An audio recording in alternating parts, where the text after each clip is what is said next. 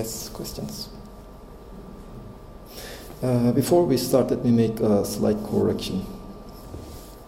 Okay, here in the inverse Laplace transform, this is plus. It's not minus. The results are still correct, but this is plus.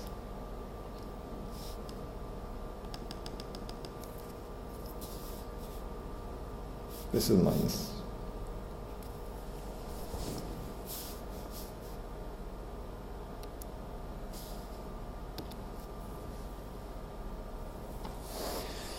Okay, so let us look at some consequences about classical statistics. Now, what we will be mainly dealing with is the virial theorem and equipartition theorem.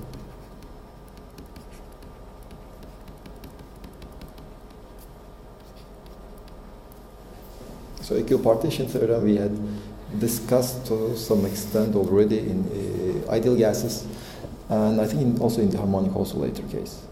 But now we will be we will have a more general treatment of it. Now the starting point we will have is, let's say we have the Hamiltonian, and let's call xi as any one of pi or qi. It can be the momentum coordinate of any one of the particles, any components. And let's look at the average of xi, derivative of Hamiltonian with respect to xj.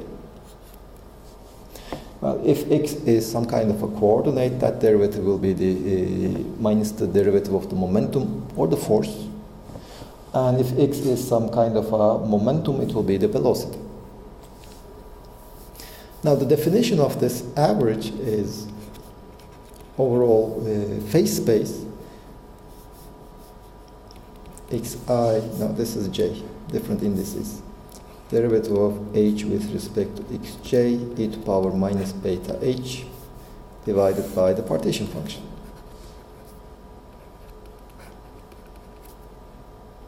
This is nothing but the definition.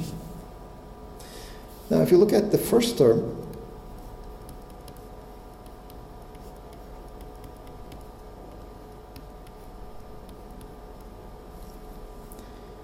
let's do an integration by parts over here. This is equal to, well, let me first rewrite it in a slightly different form. This is minus 1 over beta del over del xj of e to power minus beta h. When I take the derivative of the exponential, I get the derivative of the Hamiltonian multiplied by minus beta. And that minus 1 over beta cancels the minus beta, and I get the previous line. Now I can do an integration by part. This is equal to minus 1 over beta. I will explain what this notation is. Well, basically, this is the phase space integral volume element except then the xj element.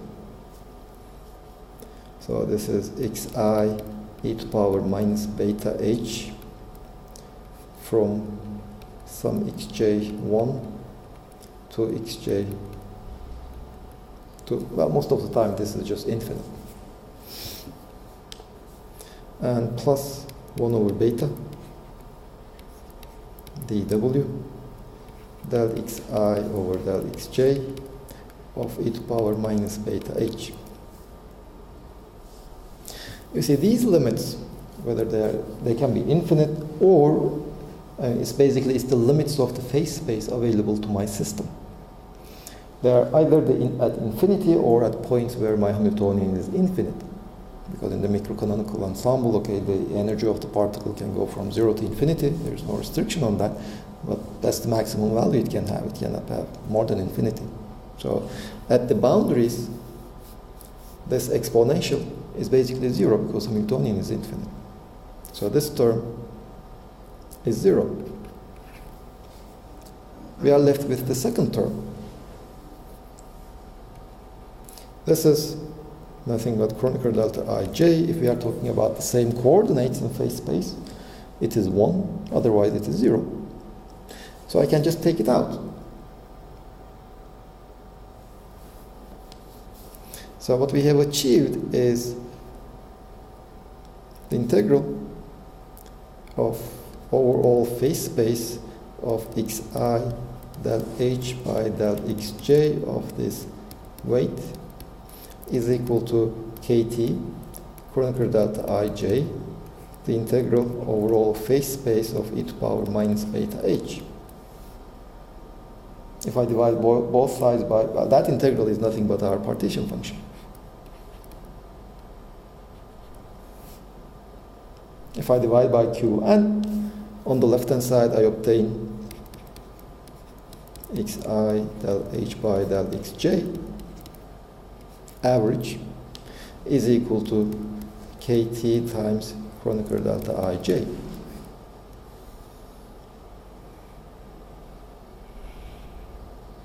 By the way, this is true whatever our system is. Whether it's an interacting system, non-interacting system, gases, phase, solids, liquids, for everything this should hold. And whatever the value of I and j's are. Now let's also look at some particular cases. For example, xi can be qi. Then that average just tells us that qi del h by del qi, let me put qj for the time being. This is equal to kt times Kronecker delta ij. Now let me multiply both sides by Kronecker delta ij. So this is qi del h by del qi, the left hand side. What is the right hand side?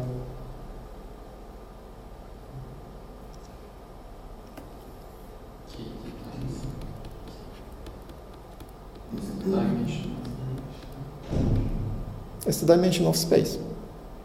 If we are looking in 3 dimensions, it's just 3. It's, let's say, dkt if b is equal to 3. If you are looking at a 3-dimensional system, it's just 3kt. Now that derivative over there, derivative of the Hamiltonian with respect to the coordinates, that is, if you remember your analytical mechanics course, it's minus pi dot. Yeah. So qi pi dot, whatever your system is, this should always be equal to minus 3 kt.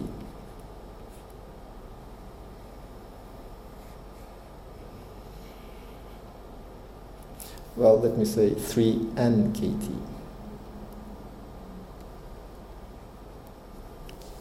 Assuming we are summing over all particles.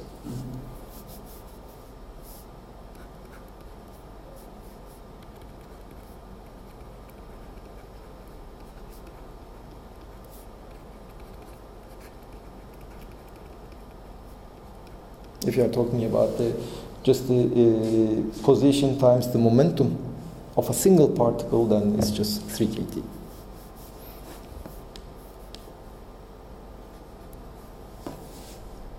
Why why we have n here? It's an average, right?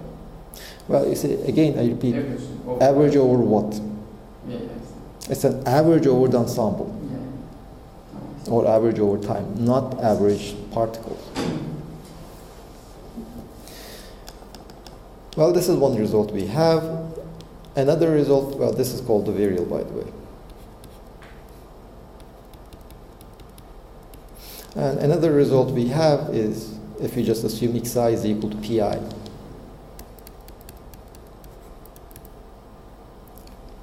And in this case, what you would get is pi del h over del pi. This will be equal to 3n kt.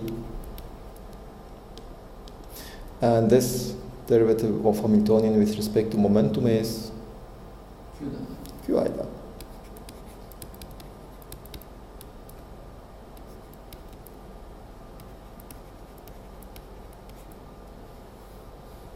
Again, I repeat, this result is valid for whatever system you can imagine, whatever classical system you can imagine.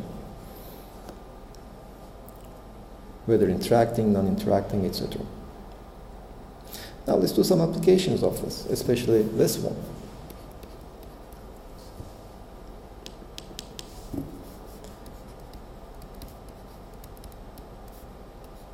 Let me add sum over all particles.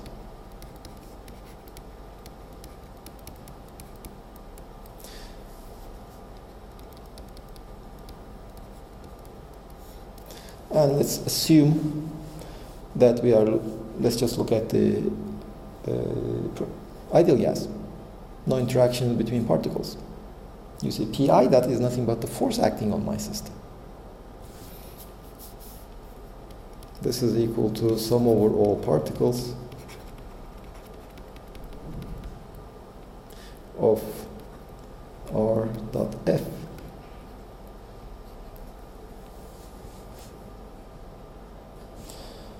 Well, we are looking at the ideal gas. The particles do not exert any force on each other. The only force exerted on our particles is from the boundaries. So when my particle is sufficiently close to the boundary, in fact, when it is colliding with the boundary, there is a force over there. So this sum is, although we wrote over all particles, is actually over only the particles at the boundary. Let me say this is the force acting on the ith particle. But the force on the average, let's say, assume we have a very small region. Now let's say the average force is, well, there's minus the pressure times the area. This is the force acting on the particle. So I can basically write this the summation of the average, etc. This is just minus P times R dot ds. Well, this is over the surface of my system. Now, on the other hand, I know that this average is, this virial is 3n kT. For whatever system you can imagine, it should be 3n kT. This should be equal to minus P R dot ds. Now I can use the divergence theorem. Sorry, this is minus 3n kT. Well, the divergence theorem tells me that this integral is divergence of R times dV. Well, what's the divergence of R?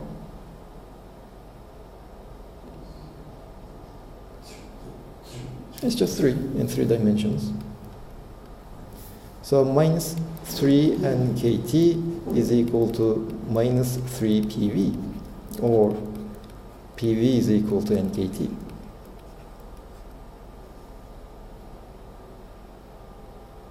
We have again the ideal gas law.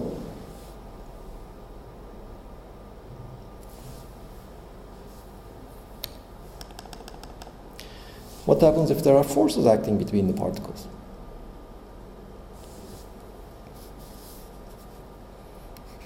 This Qi Pi dot will, summed over all particles, will still be minus 3n kT. Now Pi dot, which is the force,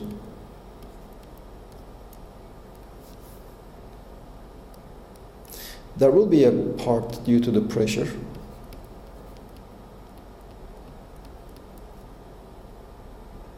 Plus, let's say, there will be a force acting on the ith particle due to the jth particle, summed over all jth particles. Now, so Pi Qi dot, well, the part from the pressure, just as we have seen before, it will again bring just minus 3 PV. Plus, well, we have the average of sum over ij, Fij, sorry, this is Qi Pij.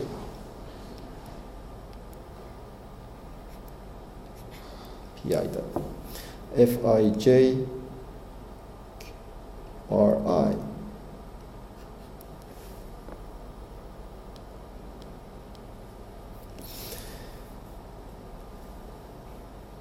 which I can also write as minus 3 PV plus I less than j Fij Rij. Here I use the Newton's third law, action reaction. The Fij is equal to minus Fji. Secondly, here I just renamed my indices. Remember, I'm actually summing over both I and j. I just renamed I and j and sum them up. Well, and divided by 2. So that's why I have this I is less than j. On the other hand, this should be equal to minus 3 nkt. What this tells me is P over nkt, n being small n being the number density, this should be equal to 1 minus 1 over d and kt, d being the dimensions of my space, of summed over I and j, of Fij Rij.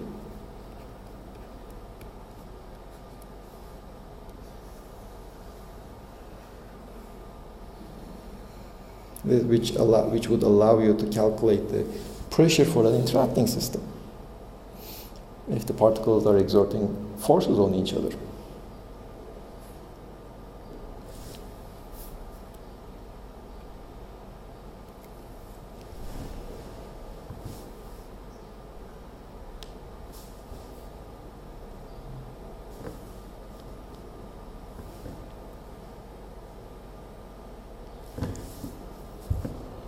Any questions? Now let's look at a class of functions which satisfy this. In our case, we will be dealing with mainly the Hamiltonian. Let's assume that if we multiply the momentum and the coordinates by the same number, Hamiltonian is just our function is just multiplied by that number raised to some power.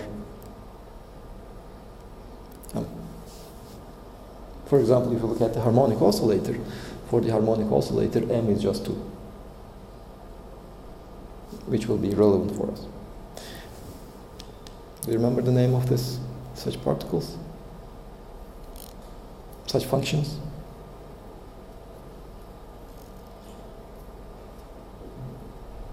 Function satisfying this way.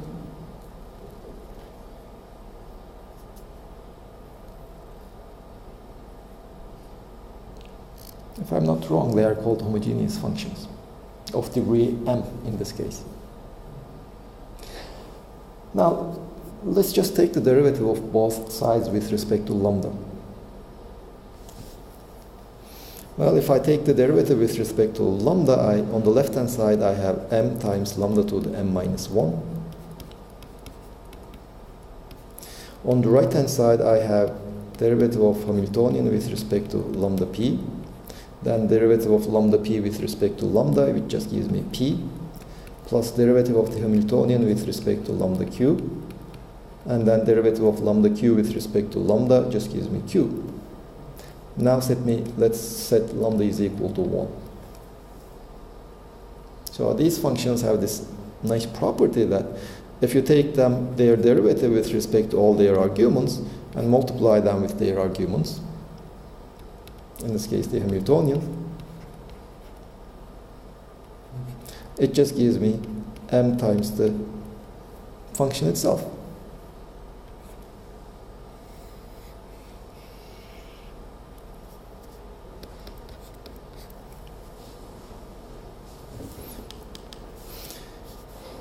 Now let's look at a system where the Hamiltonian is AI pi squared plus bi qi squared, sum of quadratic terms. Well, for this function, m is just 2. So pi del h over del Hamiltonian derivative of the Hamiltonian with respect to pi plus the Qi times the derivative of the Hamiltonian with respect to Qi summed over all the momenta and the coordinates. This is just twice the Hamiltonian.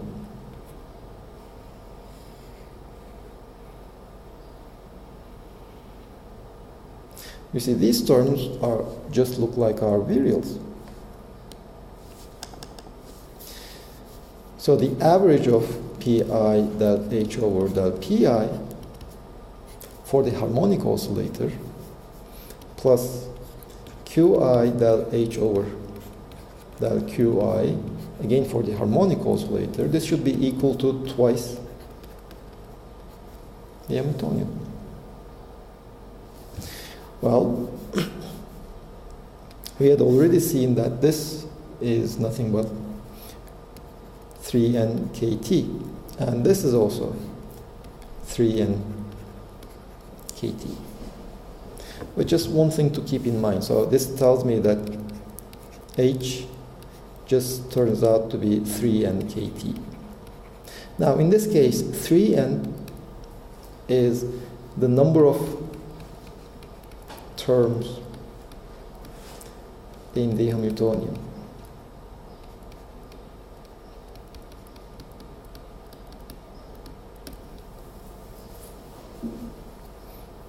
Because in this expression, I'm just taking the derivative with respect to the momentum that exists in the Hamiltonian, or the coordinate that exists in the Hamiltonian.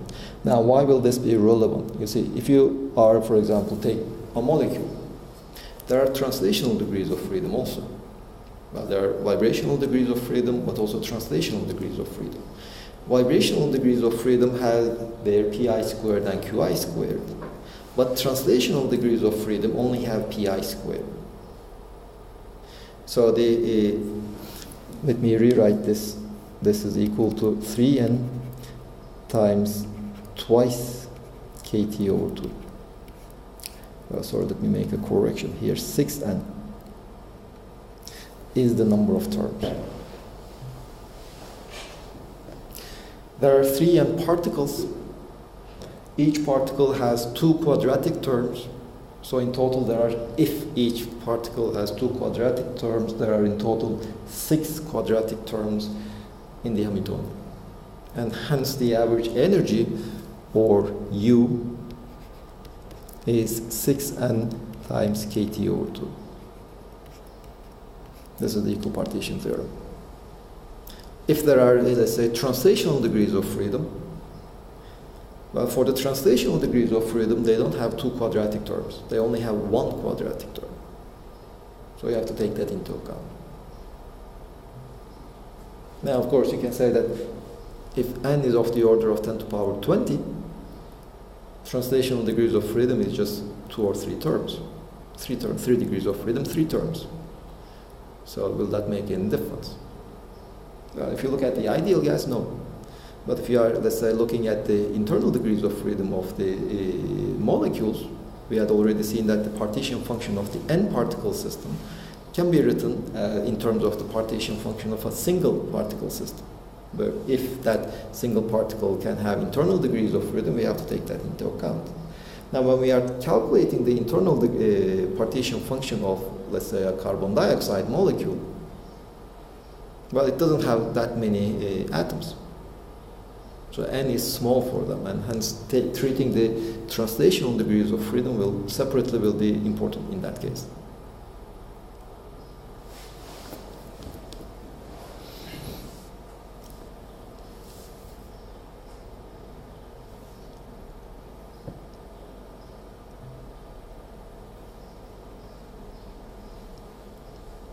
Now, any questions?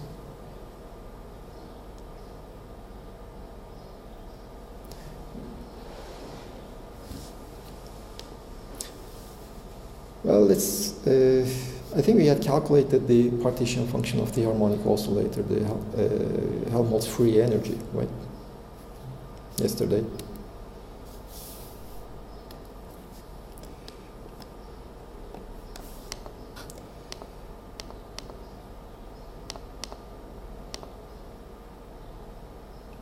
Ideal gas. No. Okay, let's look at the classical harmonic oscillator in more detail. We already have calculated its average kinetic energy, average energy.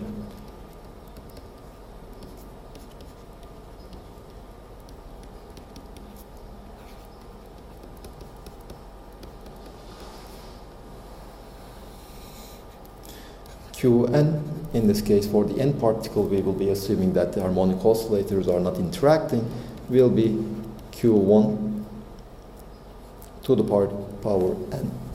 Well, the harmonic oscillators, they are not indistinguishable because they are localized at certain points. So by looking at where they are, we can distinguish the harmonic oscillators. They can be identical, but they will not be indistinguishable. So it's enough for us to calculate Q1,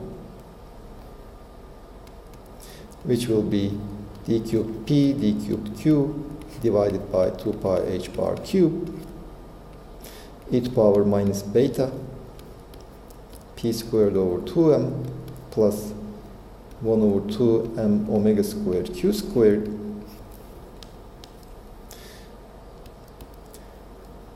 (1 over 2 pi h bar cube). Well, for each component of the this is a three-dimensional harmonic oscillator. For each dimension, for each coordinate qx, qy, qz, and similarly for px, py, pz, they are just Gaussian integrals. So the result integral of the Gaussian integrals is pi over beta m omega squared over 2 to the power 3/2. This is the q integral, and the p integral is just pi over beta over 2m to the power 3/2.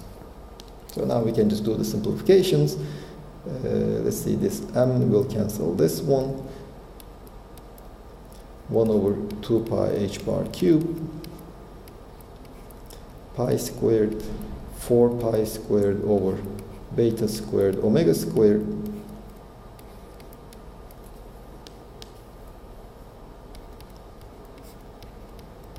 over 2 pi h bar cube, and this is to the power 3/2, so this is 2 pi kt over omega cube. Well, 2 pi is also cancelled. This is kt over h bar omega cube.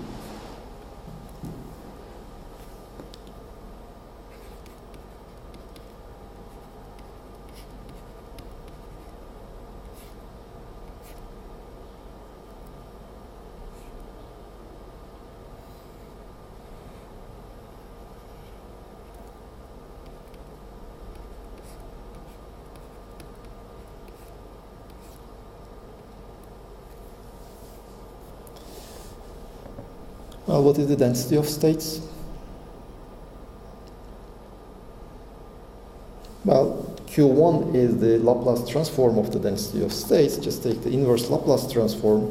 So let's say G1 of E, the density of states for one particle is 1 over 2 pi I, beta prime minus I infinity to beta prime plus I infinity ds e to power se times Q1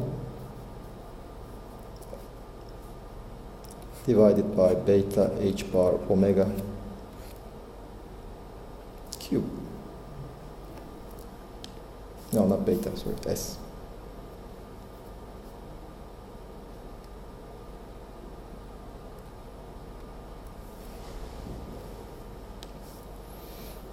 And this is 1 over h bar omega cube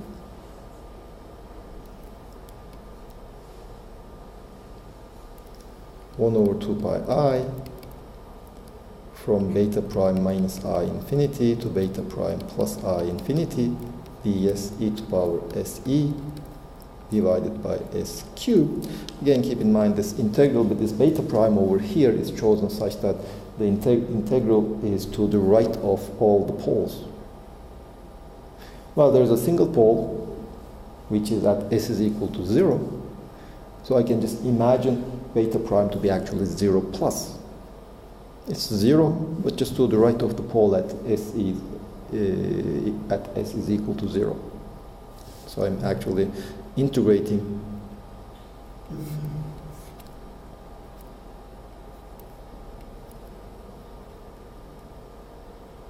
over this line.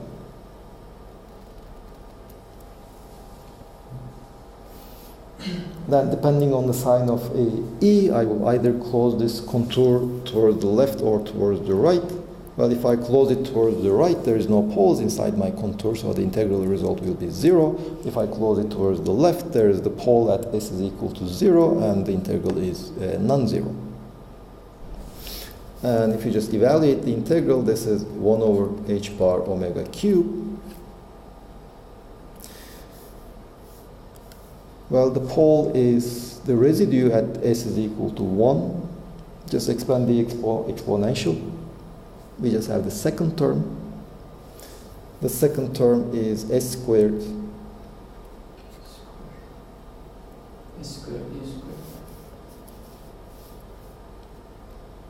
Actually, there is no s. The second term is s squared, e squared over 2 factorial. Well, s squared just cancels s cubed. We have the 1 over s, whose integral is 2 pi I, so we have e squared over 2.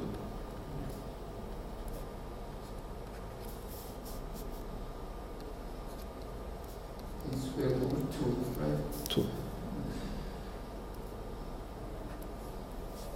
So this is the single particle density of states.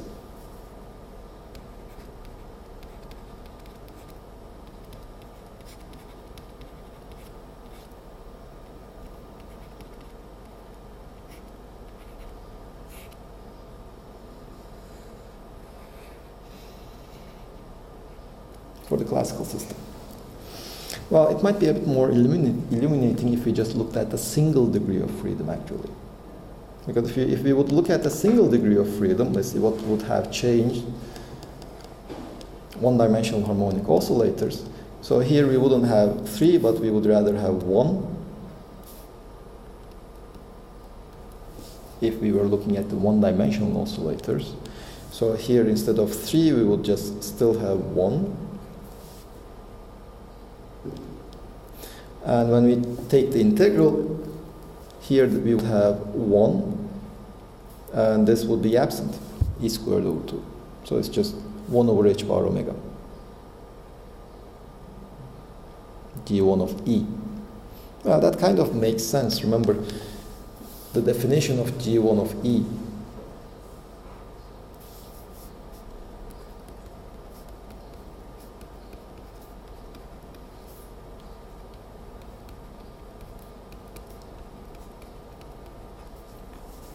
this would have been for the one-dimensional case.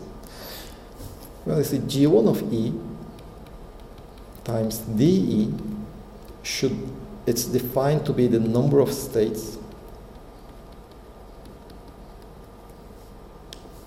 in the energy range.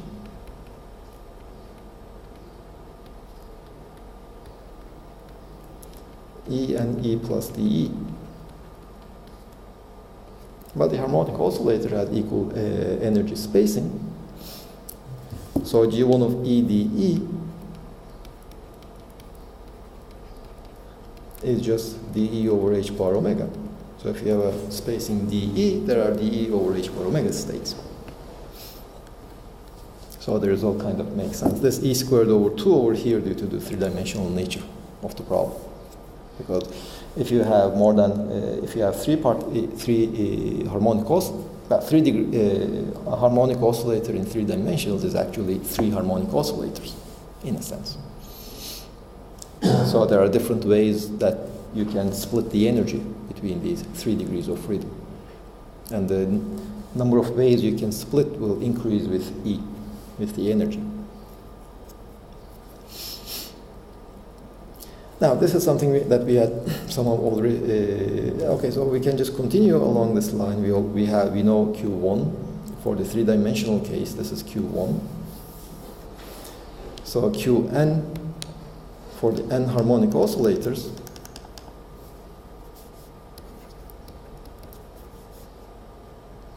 Qn is E over h bar omega cube. This was for the not E. This is kT over h bar omega cube for the one three-dimensional oscillator. Well, we have n of them, so I'll just take the nth power. Now I know the Helmholtz free energy, which we had defined as minus kT times the logarithm of Qn, which is minus kT times 3n times logarithm of kT over h bar omega.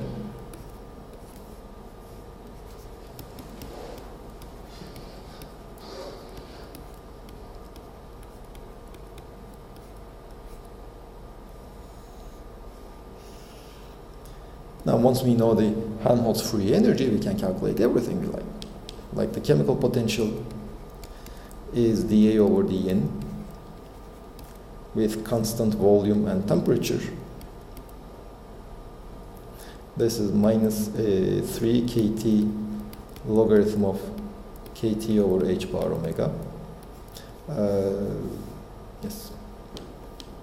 And then we have the entropy, which is minus ds over dt at constant volume and the number.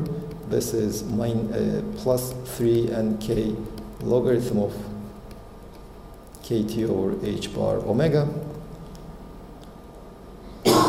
plus 3nk. This is the entropy. And pressure minus dA over dV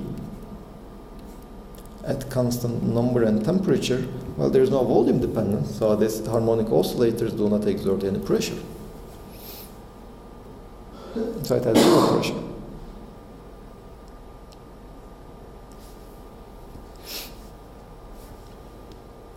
And well, U will be, remember the definition of A. A is U minus Ts. So U is A plus Ts. Well, A is over here.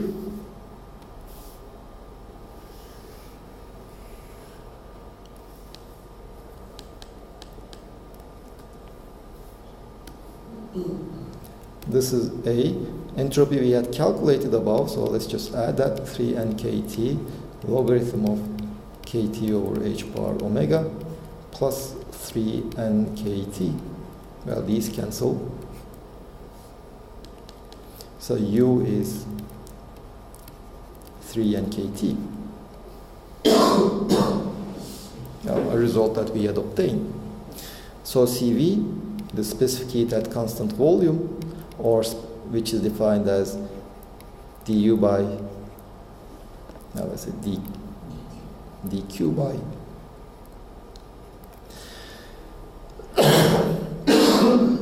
dt, and Cp is dq by dt at constant pressure. Well, there's nothing that depends on volume. So whether you keep the volume or the pressure constant, well, nothing really changes. So these are equal. This is 3nk.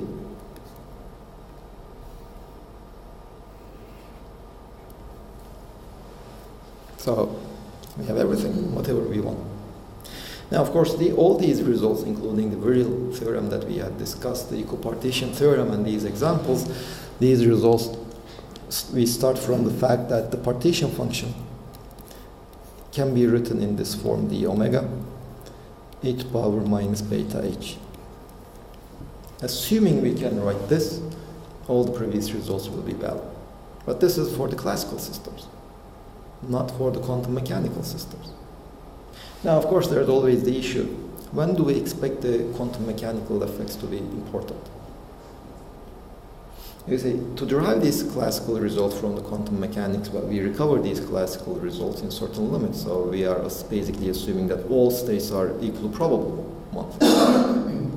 States are almost continuous, which basically amounts to saying that the spacing between the energies should be negligible.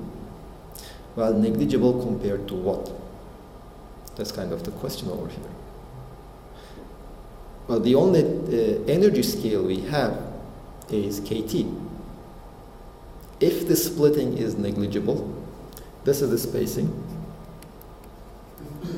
is much, much smaller than kT. Well, the discreteness will not make any difficulty for my system to make transitions between different microstates.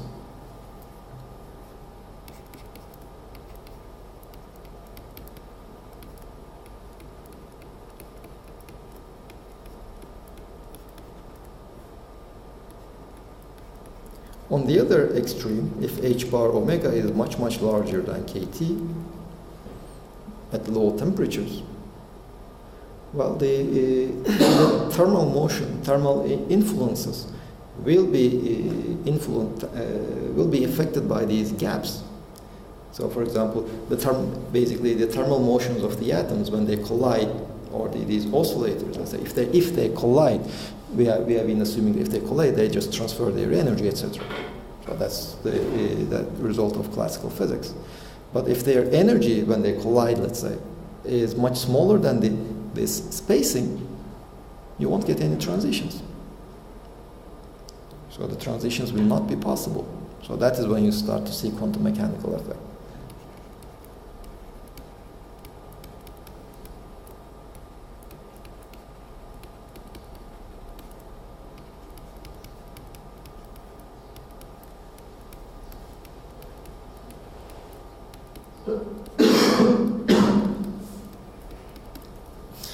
So let's see if this is actually correct. So this is what we expect, if our expectations are correct or not.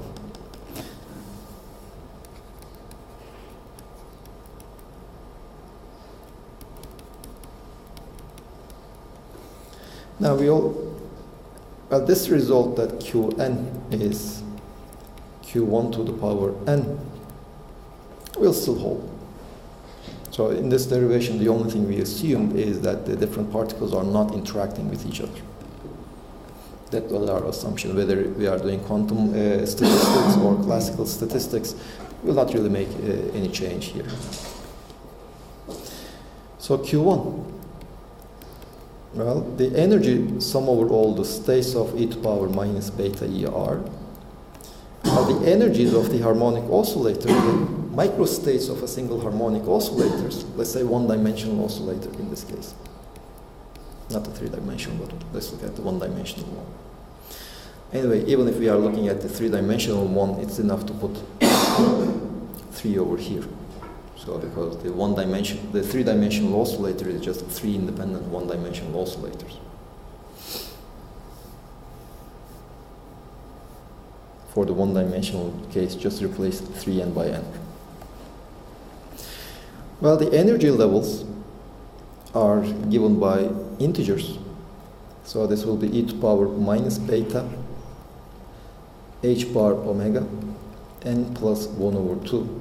And sum over microstates will be just sum over n from 0 up to infinity. So Q1 will be e to power minus beta h bar omega over 2 divided by 1 minus e to power minus beta h bar omega. I'm just carrying out that sum. And remember, x to the power n, and from 0 to infinity is just 1 over 1 minus x.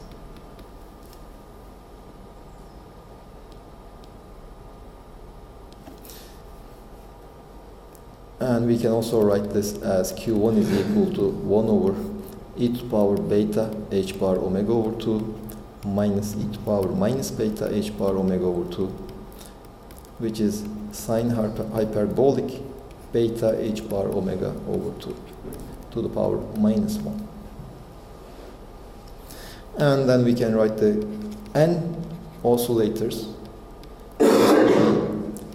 sine hyperbolic beta h bar omega over 2 to the power minus 3n.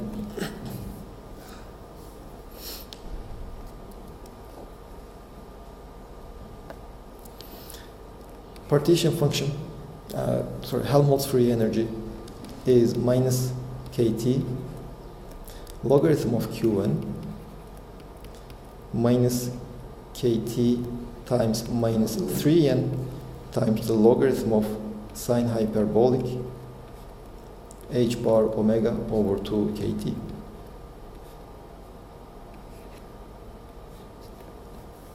So we know the Helmholtz free energy. Then we can calculate everything. Let's see what is the entropy. Derivative of the Helmholtz free energy with respect to temperature at constant n and v. This is minus the derivative with respect to temperature of 3n kT logarithm of sine hyperbolic h bar omega over 2 kT. Well, let's take the derivative. S is equal to minus, well, if I take the derivative of this t, I'm basically dividing by t minus a over t.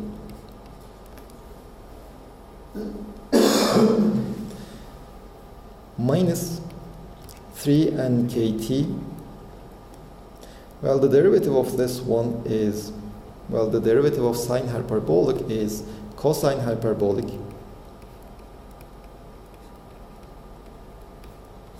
divided by sine hyperbolic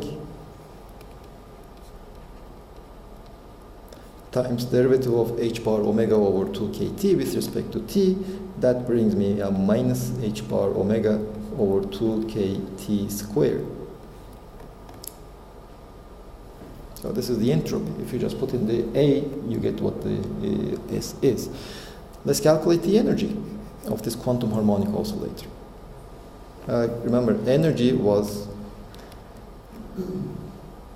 A plus Ts, which is equal to T times S plus A over T. Now the reason why I didn't replace this A over here is if I just move this to the other side, I get S plus A over T. So this is equal to T times this expression. Well, this makes a plus over here. T cancels one of these T's. The K cancels this K over here. So we get T times 3n K, 3n. Let me insert the K. Cosine hyperbolic h bar omega over 2 kT divided by sine hyperbolic h bar omega over 2 kT times h bar omega over 2 kT. This is the energy of a quantum harmonic oscillator, which can be written in fact as 3n kT times, let's say, f of x, f of h bar omega over 2 kT, where f of x is x times cosine hyperbolic x divided by sine hyperbolic x. Now we can look at the high temperature and low temperature limits of this function. Well, high temperature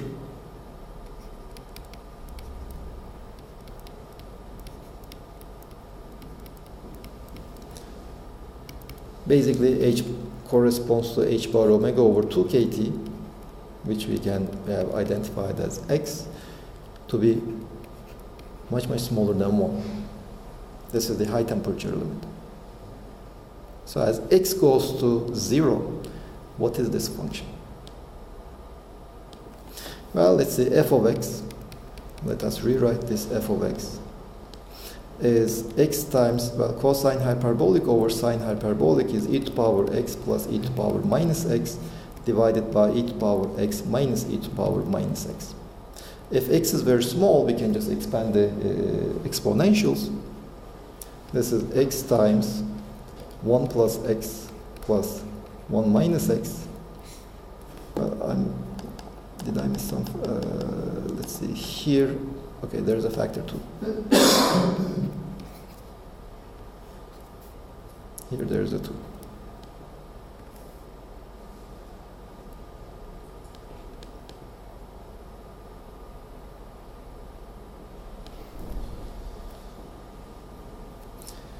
There's a factor 2 over here.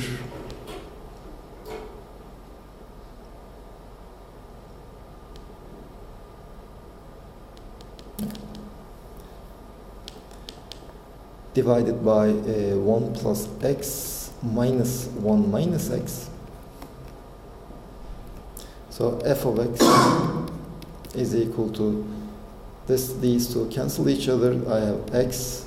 These x's cancel each other twice over 2x.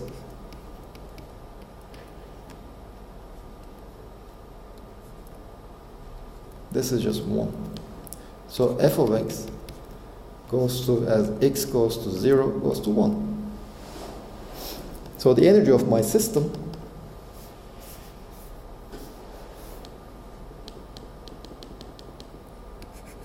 U, as t becomes very large, that is kt is much larger than h power omega, it basically goes to 3n kt. Now this is what we expected. So asymptotically at high temperatures, the harmonic oscillator just behaves like quantum mechanical harmonic oscillator becomes classical oscillator. Now to see the quantum mechanical effects, we can just go to the other extreme. If x is not much larger, though, low temperature limit.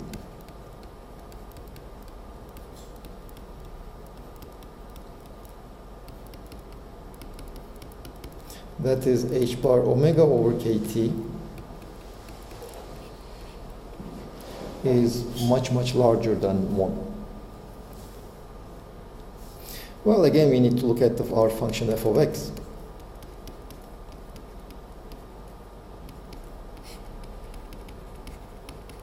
Which is x times e to power x plus e to power minus x divided by e to power x plus e to power minus x at very low temperatures.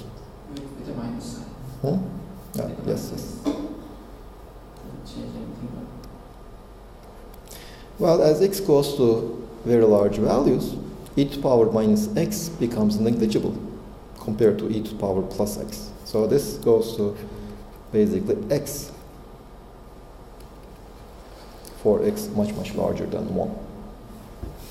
So if we write u, this was our u.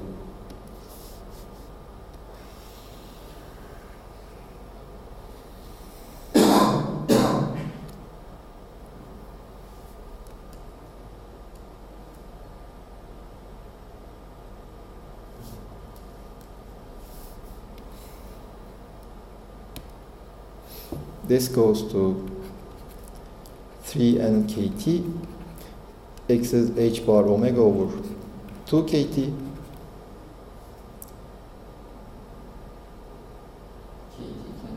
kt is cancelled, so we recover 3n h bar omega over 2. Well, this is kind of expected. You see, in n dimensions, each 3-dimensional harmonic oscillator corresponds to 3 independent oscillators. So we actually have 3n oscillators, and the ground state of these 3n oscillators is just h bar omega over 2. So if you would basically plot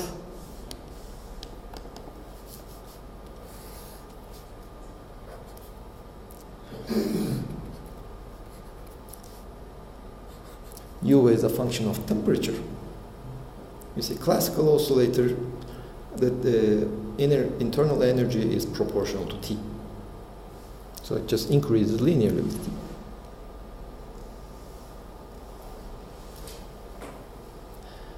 This is the classical oscillator.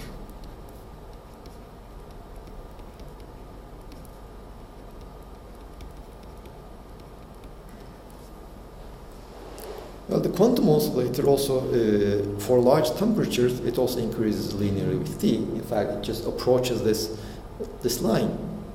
But at low temperatures, it doesn't go to 0. Now let me just divide U over 3n. It just comes to a finite value, h bar omega over 2. And as temperature increases, it just approaches this line, asymptotic. So at high temperatures, we recover the classical dependence, but at low temperatures, we will see the deviations from this classical behavior.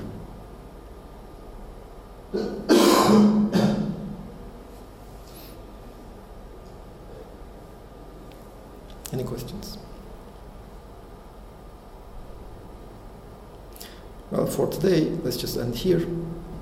And next week we will start with some magnetic properties. If we are looking at not the harmonic oscillators, but let's say electrons in a lattice. So ignoring their, for example, the kinetic energy. If you just fix these as a system of electrons fixed in position, so they're not moving around, they will have some magnetization if there are some external magnetic fields, and so what will be their dynamics?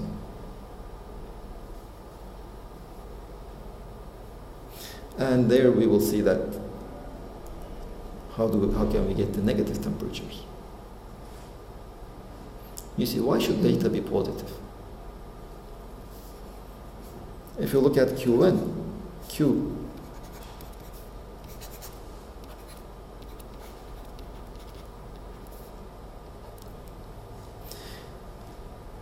and for a realistic system, ER can take any value up to infinity.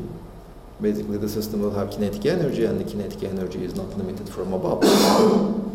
So, if this summation is to be finite, in fact, if each of the terms is to be finite, and assuming ER can take values up to infinity, beta has to be positive. Otherwise, this won't be a finite quantity. But let's just imagine we have a system in which ER is limited, like a system of spins that are pinned at their position, so their kinetic energy will not change. Or you can just think that the system degrees, the spin degrees of freedom and the translational degrees of freedom are not really interacting with each other, meaning that there is no energy exchange from the translational degrees of freedom to the spin degrees of freedom.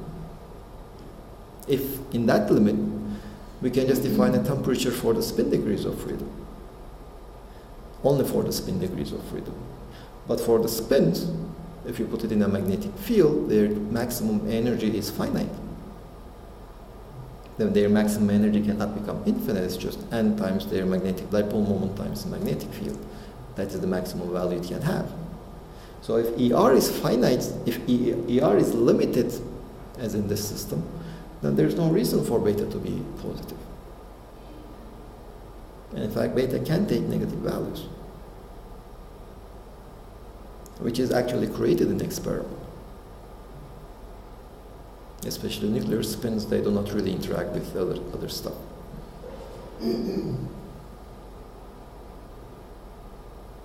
Anyway, we will discuss it next week.